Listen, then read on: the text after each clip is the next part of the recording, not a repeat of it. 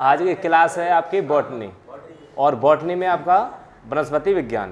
पहले हमने पहला पढ़ाया था आपका जंतु विज्ञान, फिर पढ़ाया, अब पढ़ाएंगे वनस्पति विज्ञान। साइंस बायोलॉजी की कितनी शाखा हैं? 2। अब बायोलॉजी का मतलब ही क्या है? बायो का मतलब जीव, और लॉजी में से अध्ययन, जीवों का अध्ययन, चाहे वो पादप हो चाहे वो तुम्हारे जीव हो। ठीक है, पादप मतलब वनस्पति हो, वनस्पति में भी सेल्स पाई जाती हैं, कोशिकाएं, और जंतु में भी कोशिकाएं पाई जाती हैं। जो कोशिकाएं वो कैसी हैं? जीवित हैं। तो दोनों ही क्या हो जाएगा? जीव विज्ञान। तो जीव विज्ञान की कितनी शाखाएं? 2, एक जंतु विज्ञान और वनस्पति विज्ञान। जंतु विज्ञान हम पढ़ चुके, जिसके जनक थे तुम्हारे अरस्तु, और तुम्हारे वनस्पति के कौन है? थियोफ्रास्टस। ठीक है, तो जंतु विज्ञान में जो वो जीव जंतु जिसमें जीवित तो वो भी, ये भी जीवित हैं, जिनमें क्या है कि चल हो, मतलब इधर से उधर जा सके जो जीव, वो कौन है? जंतु विज्ञान। वनस्पति जिसमें सेल्स तो हैं लेकिन जीवन पता नहीं है या नहीं, लेकिन वो भी वृद्धि करते हैं, इसलिए जीव तो है। ठीक है, वो भी कोशिकाओं से बनते हैं, तो वो हो गया तुम्हारा वनस्पति विज्ञान। तो जीव विज्ञान को कितने भागों में बांटा हमने? 2 भागों में, जंतु विज्ञान और वनस्पति विज्ञान। आज वनस्पति विज्ञान का पहला टॉपिक है आपका पहला टॉपिक है पादप। ठीक है, से देख लेना एनिमलियम, यहाँ पे एनी का शब्द आ रहा है किसी एनिमल से, और एनिमल कैसा है? जीव, यानी जीव विज्ञान लिखा है। इसमें 500 प्रकार के क्या लिखे हैं? जीवों का वर्णन किया है, जंतुओं का वर्णन किया है। इसलिए अरस्तु ने अपनी पुस्तक, नाम क्या है इसका? हिस्टोरिया एनिमलियम, में लगभग 500 प्रकार के जंतुओं का वर्णन किया है, इसलिए इन्हें जंतु विज्ञान का जनक कहते हैं। ऐसे थियोफ्रास्टस ने भी क्या किया है? थियोफ्रास्टस ने हिस्टोरिया और प्लांट मतलब पेड़ पौधे, ठीक है, प्लांटेरियम में लगभग 500 प्रकार का क्या किया है? पौधों का या वनस्पतियों का वर्णन किया है, इसलिए इसे वनस्पति विज्ञान का जनक कहते हैं। अच्छा, कॉरोलस लिनियस ने एक बुक लिखी है सिस्टमा नेचर, जिसमें उन्होंने सभी जीवों के वर्गीकरण के लिए उन्हें 2 भागों में विभाजित किया है, एक पादप और एक जंतु। ठीक है, ये दोनों तो हो गए जनक। उसके बाद में एक नए निकल के आए कैरोलस लिनियस, इन्होंने अपनी बुक में लिखा दोनों का वर्णन, जीव और जंतु और प्लस वनस्पति। ठीक है, और उसका नाम दिया उन्होंने सिस्टमा नेचर। ठीक है, जिन्होंने सभी जीवों के वर्गीकरण के लिए उन्हें 2 भागों में विभाजित कर दिया, एक पादप जगत और जंतु जगत। तो हम अभी क्या पढ़ेंगे? पादप जगत। ठीक है, तो पादप जगत में क्या होता है कि एक तो अपुष्पोद्भिद, एक पुष्पोद्भिद। ठीक है, एक मतलब जिसमें क्या है? जिसमें पुष्प ना आए, वो कौन सा हो गया? अपुष्पोद्भिद। और ये जिसमें पुष्प आए, फिर फल बने, फिर बीज बने, तो वो कौन सा हो गया? पुष्प। 2 प्रकार हैं इसमें, थैलोपाइटा, ब्रायोफाइटा और टेरिफाइटा। ठीक है, इसमें जो थैलोपाइटा है उसमें आएंगे शैवाल, कवक और लाइकेन, इनके बारे में जानेंगे अभी आगे। जो पुष्पोद्भिद है उसमें भी 2 प्रकार के होते हैं, एक तो नग्नबीजी और एक आवृतबीजी। आवृतबीजी जो बीज अंदर किसी से ढका हुआ हो, और नग्नबीज जो खुला हुआ बीज हो। ठीक है, इसमें भी होंगे आवृतबीजी में 1 बीजपत्री और 2 बीजपत्री। जैसे चना देखा है ना, चना में 2 जैसे दौल हो जाता है, तो कैसा हो गया? 2 बीजपत्री। 1 बीजपत्री मतलब जिसमें एक ही हो। ठीक है, वो कैसा हो जाएगा? 1 बीजपत्री। तो हमने सुना का पुष्पोद्भिद में नग्नबीजी और आवृतबीजी का अध्ययन करेंगे, जिसमें जो आवृतबीजी हैं उसमें भी 2 प्रकार के क्या होंगे? बीज होंगे, एक होगा 1 बीजपत्री और एक दूसरा 2 बीजपत्री। ठीक है, शुरुआत करेंगे अपुष्पोद्भिद। इसमें आएगा तुम्हारा शैवाल, कवक, लाइकेन मतलब थैलोफाइटा। ठीक है, उसके बाद ब्रायोफाइटा और फिर टेरिफाइटा। इसमें बात करेंगे ऐसे पादप जिनके अंदर ना ही बीज पाए जाएं और ना ही पुष्प पाए जाएं, और ऐसे अपुष्पोद्भिद पादप कहते हैं जिन्हें इन समूह में बांटा गया है, जैसे थैलोपाइटा, ब्रायोफाइटा और टेरिडोफाइटा। तो थैलोफाइटा ही पहले देखें तो यह वनस्पति जगत का सबसे बड़ा समूह है। इस समूह के पौधों में जड़, तना एवं पत्ती आदि विभक्त नहीं होते। इसमें सघन ऊतक नहीं होते, जैसे बीज नहीं होता, पुष्प नहीं होते, जड़, तना, पत्ते नहीं होते, सेवनी ऊतक नहीं होते। ये अपने आप में कैसी होती है? जैसे ना अमरबेल देखिए, अमरबेल देखिए, कभी तालाबों में आपने देखा होगा जो हरी हरी काई सी, जिससे आप पकड़ सकते हैं। ठीक है, वही क्या कहलाया जाता है? टेरोफाइटा। ठीक है, पेड़ों पर देखा होगा तुमने, ये कवक सा आ जाता है, ये क्या है? टेरोफाइटा। इसकी नहीं तना होता, नहीं जड़, न फूल, न पत्ती, कुछ भी नहीं होता। इसका सब कुछ क्या होता है? बॉडी होती है वो भी लहराती रहती है पानी पर या किसी मॉइस्चर वाली जगह पर, ठीक है। उसके बाद में आता है सहमन ऊतक। तो पादपों में दो प्रकार के सहमन ऊतक होते हैं, एक तो जाइलम, एक फ्लोएम, ठीक है। जाइलम एक फ्लोएम। जाइलम क्या होता है, जो नीचे से पानी को कहाँ ले जाता है, ऊपर, और जो फ्लोएम होता है वो क्या प्रकाश संश्लेषण से हर जगह पर क्या पहुंचाता है, एनर्जी, ठीक है। प्रकाश संश्लेषण का मतलब है जो पानी गया उससे वहां से जल वाष्प लिए और पूरे पेड़ में क्या कर दिया, एनर्जी फैला दी, ठीक है। तो जाइलम कहता है कि ऊतक जड़ों से जल और घुले हुए खनिज लवणों को पत्तियों तक पहुंचाना। जैसे पेड़ हम खादी लगा देते हैं जड़ में, अब जड़ की खादी कैसे पहुंचेगी पत्तियों तक, जाइलम के द्वारा। अब प्रकाश जड़ तक कैसे पहुंचेगा, फ्लोएम। इतना समझेगा ना। प्रकाश संश्लेषण कौन करता है, फ्लोएम, और पानी का संश्लेषण कौन करता है, जाइलम, ठीक है। जाइलम नीचे से क्या ले जाता है, पानी, और फ्लोएम ऊपर से प्रकाश संश्लेषण करके क्या करता है, नीचे से जो नीचे जा रही है ना चीज़ें वो प्रकाश संश्लेषण करेंगे, अपना भोजन बनाएंगे और पूरी बॉडी में, पेड़ की में फैला देंगी, ठीक है। तो फ्लोएम का मतलब है ऊतक पत्तियों में तैयार शर्करा, जो पत्तियां ना, पत्तियों सूर्य की रोशनी से प्रकाश संश्लेषण करेंगी और भोजन को बनाएंगी। उस भोजन को पौधे के सभी भागों तक पहुंचाने का काम करता है फ्लोएम, और जाइलम जल को जड़ों से लेकर पत्तियों तक पहुंचाता है, ठीक है। थैलोपाइटा के कुछ उदाहरण हैं। तो थैलोपाइटा के उदाहरण जैसे शैवाल, कवक और लाइकेन, यानी एल्गी, फंगी और लाइकेन, ठीक है। तो ये तो शैवालों का अध्ययन फाइकोलॉजी कहलाता है। क्या कहलाता है, फाइलॉजी। शैवाल तंत्र अनुपस्थित जाइलम तथा फ्लोएम की अनुपस्थिति है। हरित लवक की बात करें तो ये हरित लवक, इसमें क्या उपस्थित होता है, क्लोरोफिल इसमें उपस्थित होता है। शैवालों की कोशिका भित्ति में सेल्यूलोज से बनी होती है। शैवाल स्वपोषी होते हैं, मतलब खुद अपना भोजन बनाते हैं, और क्योंकि ये अपना भोजन प्रकाश संश्लेषण से करते हैं, ठीक है, प्रकाश संश्लेषण की प्रक्रिया द्वारा बनाते हैं। अब ये क्या है, शैवाल, ये कवक और ये लाइकेन, ठीक है।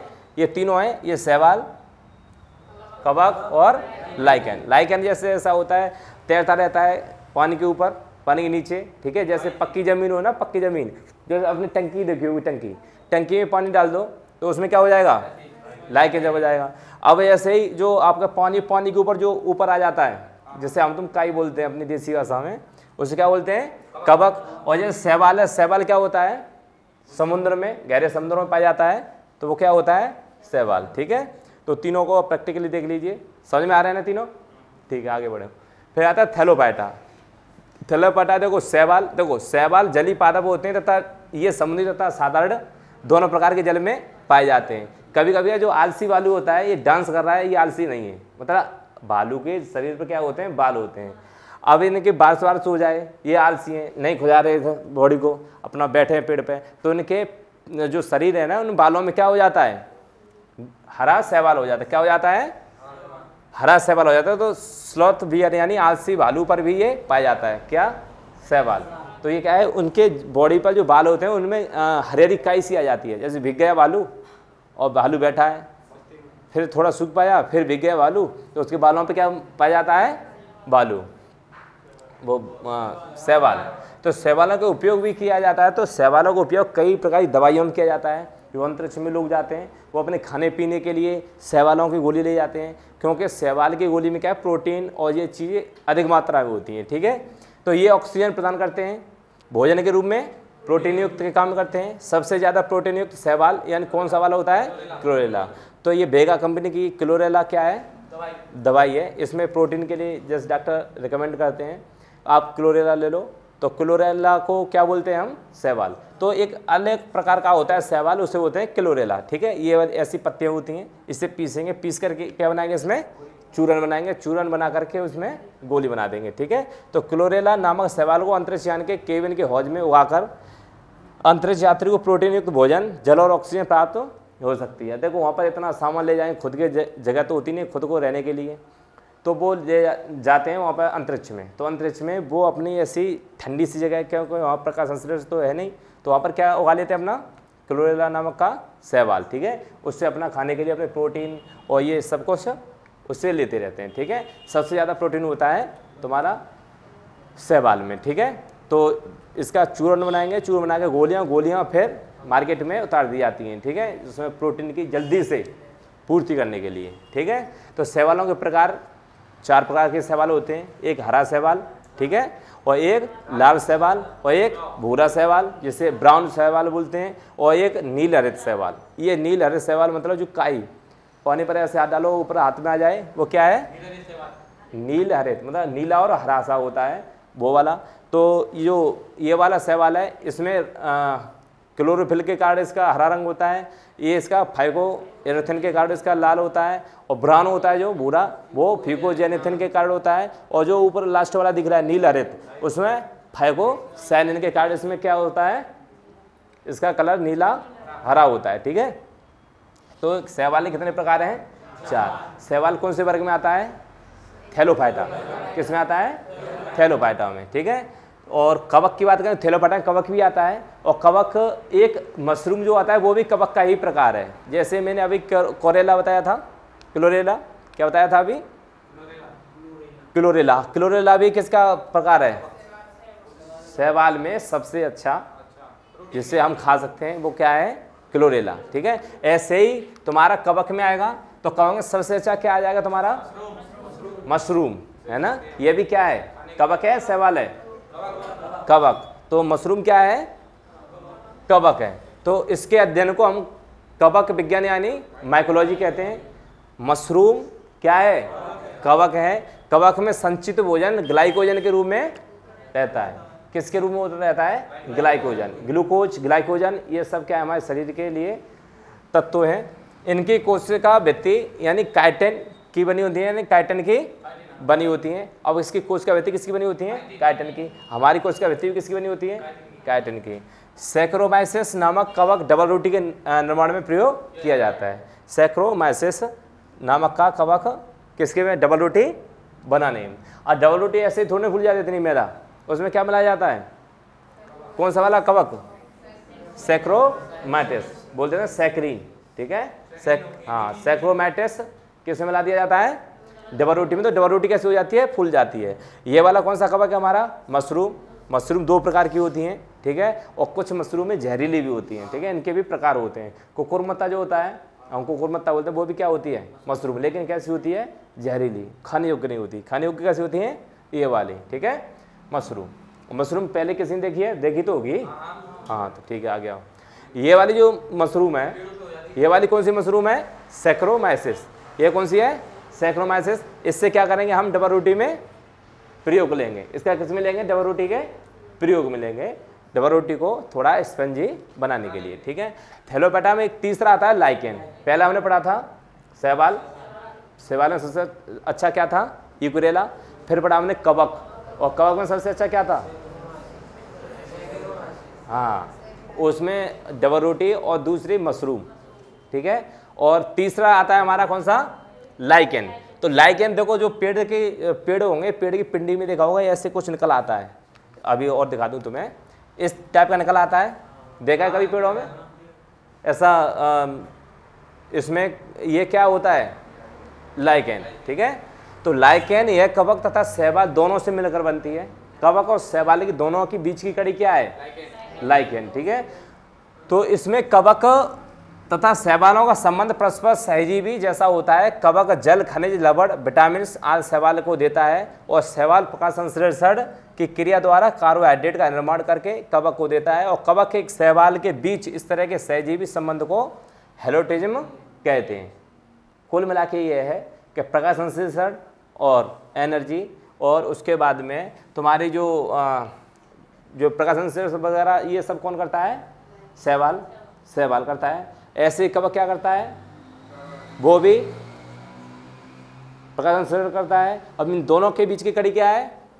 लाइकेन, ठीक है। तो लाइकेन वायु प्रदूषण के संकेतक को होते हैं। जहाँ वायु प्रदूषण ज़्यादा होगा वहाँ पर लाइकेन क्या हो जाएगा? सूख जाएगा, ठीक है। और जहाँ वातावरण अच्छा होगा वहाँ पर लाइकेन हरा भरा हो जाएगा, ठीक है।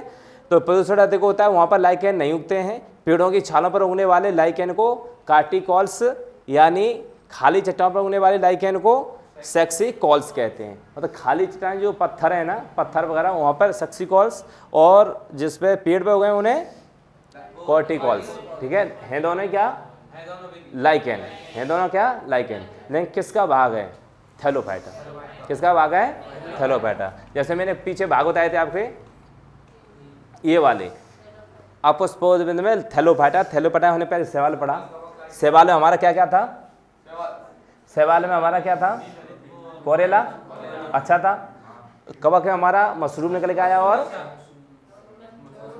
डबल रोटी बनाने वाला क्या था?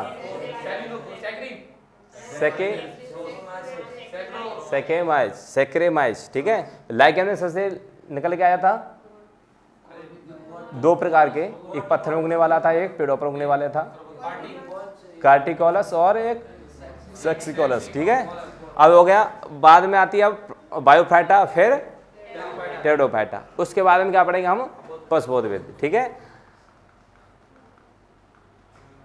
ठीक है, आ गया हो। फिर थैलोफाइटा, लाइकेन हो गया ना। लाइकेन ये वाला कौन सा है? पत्थरों वाला, ठीक है। लाइकेन प्रयोगशाला में प्रयोग होने वाला एक लिटमस पेपर यानी रसेला नामक लाइकेन से प्राप्त किया जाता है। लाइबेरिया, इर्वेनिया, रेमेनेला आदि लाइकेन का उपयोग इत्र बनाने में किया जाता है। लाइकेन का मतलब जो इत्र यानी परफ्यूम जो आती है वो लाइकेन से बनाई जाती है, जो चट्टानों में पाए जाते हैं, ठीक है।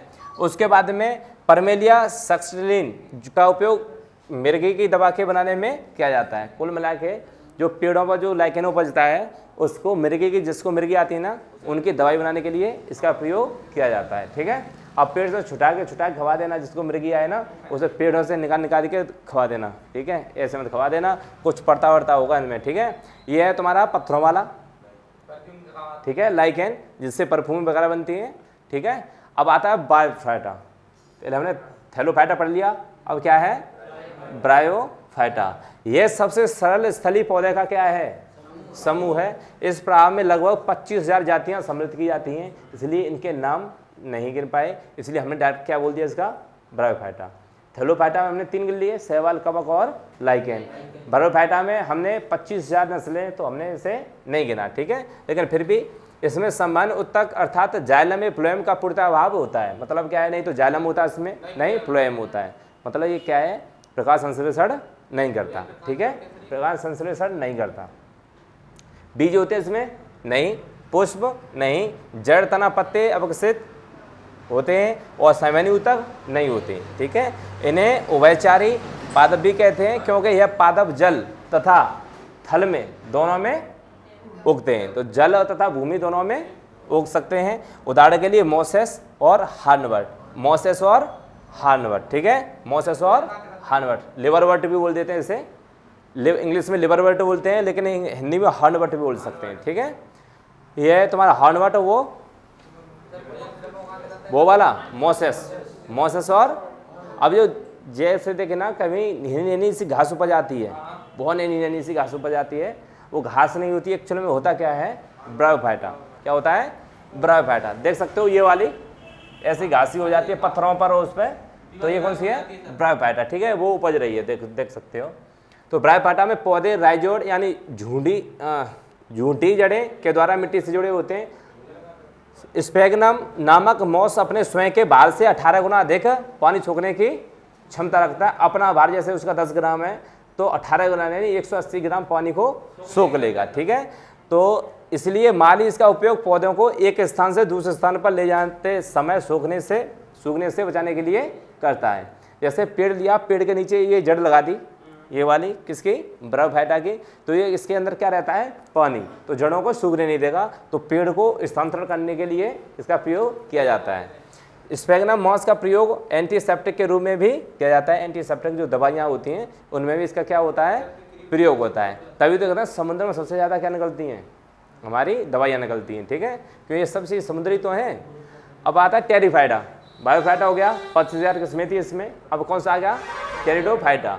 इस समूह के पौधे नमी छायादार स्थानों, जंगलों या पहाड़ों पर अधिकता से पाए जाते हैं। इसमें बीज नहीं होता, पुष्प नहीं होता, लेकिन जड़, तना, पत्ते होते हैं। जड़, तना, पत्ते होते हैं, सामान्य ऊतक होते हैं। उदाहरण के लिए फर्न, हॉस्टेल और लाइकोफाइट्स। ये है फर्न, ये हॉस्टेल, और ये क्या है? लाइकोफाइटस। ये पेड़ तुमने रखे होंगे छाया में, अपने घर में ऑफिस में रख लेते हैं ना, वही वाला है ये लाइकोफाइटस, ठीक है। इसे बोलते हैं बिना धूप के हो जाता है, यही वाला है, ठीक है, लाइकोफाइटस। ऐसे पौधे जो छाया में होते हैं ऑफिसों में, उनमें, तो वो किस कैटेगरी में आते हैं? टेरिडोफाइटा में, ठीक है। अब याद आ जाएंगे टेरिडोफाइटा वाले पौधे। ये वाले पौधे तो देखे होंगे आपने काफ़ी, सुंदर गार्डन में है ना, ये भी देखे होंगे। हाँ, रूम में लगा देते हैं अपने छोटे छोटे से गमलों में, कोने में लगा देते हैं, टेबल पे, मेज पर, और अपनी जो सामने वाली डेस्क होती है उस पर रख लेते हैं। तो ये सब किसके आते हैं? टेरिडोफाइटा के। तन, तना, जड़ और पत्तियां होती हैं इनमें, ठीक है। लेकिन इनके सूर्य की जरूरत नहीं होती, मतलब छायादार स्थानों और जंगले पहाड़ों पर अधिकता में पाए जाते हैं, ठीक है। बात करें पुष्पोद्भिद। पुष्पोद्भिद का मतलब है जिनमें पुष्प आए, उसके बाद फल आए, और फल के बाद बीज। और बीज भी कैसे? दो प्रकार के, एक बीज, एक द्विपत्री, एक पत्री और द्विपत्री, ठीक है। अब देखो, ये इस समूह के पौधे पूरे विकसित होते हैं। इस समूह के सभी पौधों में फूल, फल तथा बीज होते हैं। इस समय के पौधों को दो उपसमूह बढ़ते हैं, एक बीज, नग्न बीजी और आवृत्ति बीजी। जो नग्न बीजी है वो तो नग्न बीजी है ही, आवृत्ति बीजी दो प्रकार का होता है, एक पत्री और द्विपत्री। नग्न बीजी वे पौधे होते हैं जिनमें बीजों पर कवच नहीं होता, फॉर एग्जाम्पल, ठीक है। इन पर क्या है? कवच नहीं है, डायरेक्ट पपीता के अंदर है, बीज है, उसके ऊपर कोई कवच नहीं होता, ठीक है। उसके बाद में ये पौधे बहुवर्षीय और लंबे होते हैं। इनकी मूसला जड़ें पूरे विकसित होती हैं, और ये मरुबद्ध यानी एक्सट्रोफाइटिक होते हैं। फॉर एग्जाम्पल देख सकते हैं आप, जैसे नग्न बीजी की बात कर रहे थे अभी, तो नग्न बीजी का सबसे ऊंचा पौधा है सिकोया। कौन सा है? सिकोया। सिकोया का अभी फोटो दिखाऊंगा मैं। सबसे ऊंचा सिकोया इसके अंतर्गत आता है। इसकी ऊंचाई 120 मीटर तक हो सकती है। इसे कोस्ट रेडवुड ऑफ कैलिफोर्निया भी कहते हैं, क्योंकि कैलिफोर्निया में ये सबसे ज़्यादा पाया जाता है। और कैलिफोर्निया आपकी पड़ती है यूएसए, आपका यूट्यूब का हेडक्वार्टर, ठीक है। वहाँ पर स्टोरेज वही है, सब कुछ, ठीक है। तुम्हें दिख रहा है उधर से? दिख रहा है उधर से? यहाँ बैठ जाओ। सबसे छोटा नग्न बीजी पौधा जेमिया पिग्मिया, सबसे बड़ा सिकोया। उदाहरण के लिए साइकस, सिकोया, चीड़ का पेड़, ये सब कैसे हैं? नग्न बीजी। इनका बीज कैसे आता है? डायरेक्ट बीज ऊपर आता है। देखो, ये डायरेक्ट बीज आया है, इसका बीज डायरेक्ट है। ऐसे ही सिकोया का भी बीज डायरेक्ट आता है। और ये क्या है? साइकस। ये क्या है? साइकस, सबसे छोटा पेड़। अपने पार्कों में देखा होगा, तुम्हें लगता है ये खजूर खड़े हैं, तो खजूर नहीं, वो क्या होते हैं? साइकस, ठीक है। खजूर जैसे होते हैं, लेकिन सुंदरता के लगा देते हैं, ठीक है, साइकस पेड़। उसके बाद में ये तुम्हारा किसका है? चीड़ का। ये किसका है? चीड़ का। खजूर का दिख रहा है तुम्हें, ये चीड़ नहीं दिख रहा? चीड़ का तेल देखा है कभी? चोट के काम में आता है चीड़ का तेल। घुटनों में दर्द होना बुजुर्गों के, वो चीड़ का तेल आता है, ठीक है। उसके बाद आता है तुम्हारा कौन सा? सिकोया। सिकोया सबसे बड़ा होता है। सिकोया इतना बड़ा होता है कि देखो, नीचे से क्या बना दिया इन्होंने? काट कर गेट बना लिया है, ठीक है। तो ये क्या है? सिकोया। तो विश्व का सबसे बड़ा पेड़ बनाया जाएगा तो सिकोया, ठीक है। नग्न बीजी का आर्थिक महत्व तो देखो, भोजन के रूप में साइकस के तनों में, भोजन के रूप में साइकस के तनों में मन से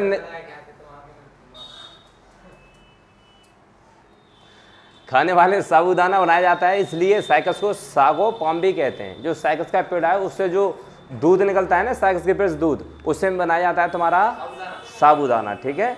उसे बोलते हैं मंड, ठीक है, स्टार्च, ठीक है। तो साबूदाना बनाया जाता है, इसलिए साइकस को सागो पाम भी कहते हैं। लकड़ी की बात करें तो चीड़, सिकोया, देवदार, स्प्रूस आदि की लकड़ी से फर्नीचर बनते हैं। देखो, दूध निकाल दिया हर बार, ऐसे जैसे आपने ताड़ी पी है, नहीं पी तो सुन लो। ताड़ी में क्या आएगा? ताड़ी में थोड़ी सी कट लगा देते हैं, वहाँ पर जो उसकी बाल सी होती है ना, बाल, उसमें थोड़ी सी कट लगा देते हैं, तो वो निकलती रहती है। जो उससे जो निकलता है उससे हम क्या पी लेते हैं? फिर पी लेते हैं। ऐसे ही सिकोया में थोड़ा सा कट लगा दो, फिर उससे जो निकलता है उससे क्या बना देते हैं? साबूदाने। ऐसे रबड़ के पेड़ से दूध निकलता है, और दूध से क्या हो जाता है? रबड़ बना लेते हैं, ठीक है। तो लकड़ी, अच्छा, बाष्पीय तेल की बात करेंगे तो चीड़ के पेड़ से तारपीन का तेल निकलता है, जो आपके पेंट और फर्नीचर के काम में आता है। देवदार की लकड़ी से सेडस का तेल निकलता है, ठीक है, सेड्स का तेल निकलता है, ये काम में आता है। अब ऐसे कहोगे चीड़ का तेल क्या है? चीड़ का तेल है ना वो, ऐसे ही देवदार की लकड़ी से निकलता है सेडस का तेल, ठीक है। टैनिन यानी चमड़ा बनाने तथा स्याही बनाने के काम में आता है। टैनिन का पेड़। रेजिन यानी कुछ शंकु पौधे से रेजिन निकाला जाता है, जिसका प्रयोग वार्निश या पॉलिश, पेंट आदि बनाने में होता है, ठीक है। ऐसा समझ में आ गया? इनका आर्थिक महत्व, मतलब हमारे जीवन में ये कहाँ उपयोगी हो सकते हैं ये वाले पेड़? कौन से वाले? नग्न बीजी वाले, ठीक है। बात आएंगे आवृत्ति बीजी। आवृत्ति बीजी में दो प्रकार के थे, एक बीज पत्री और द्विबीज पत्री। इनके जड़, पत्ती, फूल, फल, ये बीज सभी पूर्ण विकसित होते हैं।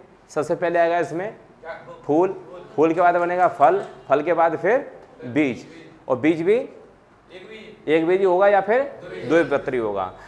तो उन एक बीज पत्री वो होते हैं, उन पौधों को कहते हैं जिनके बीज में सिर्फ एक बीज हो, और द्विबीजपत्री उससे कहते हैं जिनके बीज में दो जुट्टे से बीज हो। जैसे चना और मटर, इनके दो क्या हो जाते हैं, टुकड़े हो जाते हैं टूटने पर, ठीक है, दो पत्र हो जाते हैं। इसमें एक बीज और द्विबीज, एक बीज इधर वाले हैं और द्विबीज इधर वाले हैं। तो यहाँ पर क्या है, एक बीज है ये वाला द्विबीजपत्री है, ये एक बीज पत्री फूल है, और ये द्विबीजपत्री। पहचान बता रहा हूँ, ये एक बीजी, ठीक है, उसका जाइलम, और ये द्विबीजी। ये एक बीज का फूल है, ये द्विबीज का फूल है, ठीक है। आगे आओ, आवृत्ति बीजी की बात करें तो एक बीजी पत्री पौधे को उदाहरण है, जैसे गेहूँ एक बीजी है, उसे तोड़ोगे 2 में नहीं टूटेगा, 1 में टूटेगा। मक्का नहीं होता, सिर्फ ऐसा चिन्ह सा होता है, लेकिन दो अलग अलग नहीं होगा, ठीक है। मक्का, चावल, ज्वार, बाजरा, जौ, बांस, गन्ना, लहसुन, प्याज और सुपारी, ये सब कैसे हैं, एक बीज पत्री हैं। उसके द्विबीज की बात करोगे तो सरसों का 2 टुकड़े हो जाते हैं, उसके अंदर सूरजमुखी के बीज के भी 2 टुकड़े हो जाते हैं।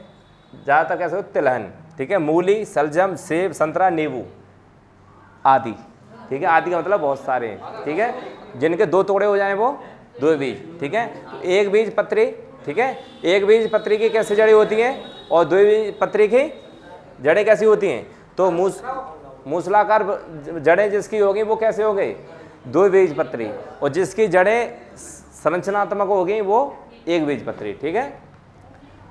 कुछ क्वेश्चन है, क्वेश्चन को लगाएं, क्वेश्चन लगाएं। चलो, पुष्पी पादपों को रखा गया है, चलो मैं चिन्ह लगाता जाऊंगा। पुष्पी पादपों को रखा गया है किस में, इनमें से टेरोफाइटस या बरोफाइटा या पेनोरागम्स या क्रिप्टोगम्स, बताओ। तो बरोफाइटा और टेरोफाइटा तो है नहीं, ये दोनों गलत, ये तो कवक सहवाल वाले हैं। तो ये कौन सा हो जाएगा, फेनोरागम्स या फिर क्रिप्टो, तो कौन सा हो जाएगा, क्रिप्टो। लिटमस किस में से निकलता है, लिटमस का पेपर किससे निकलता है, लाइकेन। इनमें से कौन सा प्रदूषण संकेतक पौधा है, कौन सा है, लाइकेन। अच्छा, कौन सा थैलोफाइटा का उदाहरण नहीं है इनमें से, फंड क्या है इसमें, टेरिडोफाइटा, टेरिडोफाइटा में आता है। फन का पेड़ जो आप रख सकते हैं अपने सुंदरता के लिए। शैवालों के अध्ययन को क्या कहा जाता है, माइकोलॉजी या फाइकोलॉजी।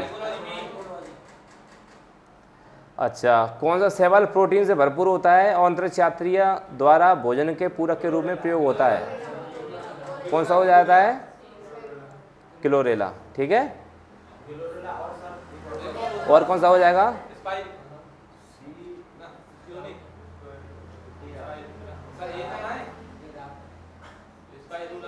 ए और सी, ठीक है। लाइकेन के बीच सहजीवी संबंध है, शैवाल और कवक, शैवाल और कवक। पौधों में फ्लोएम का कार्य होता है,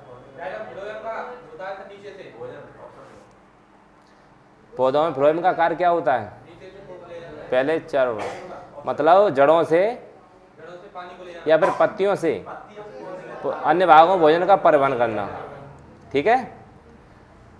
किस समूह को पादप जगत का उभयचर कहा जाता है,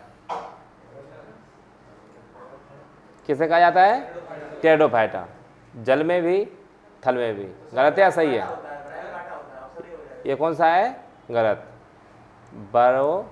ब्रायोफाइटा, ठीक है। आ गया। साइकस इनमें से किस संघ का उदाहरण है, बताओ। आवृतबीजी, आवृतबीजी में 2 थे, एक बीज पत्री, 2 बीज पत्री। ब्रायोफाइटा है,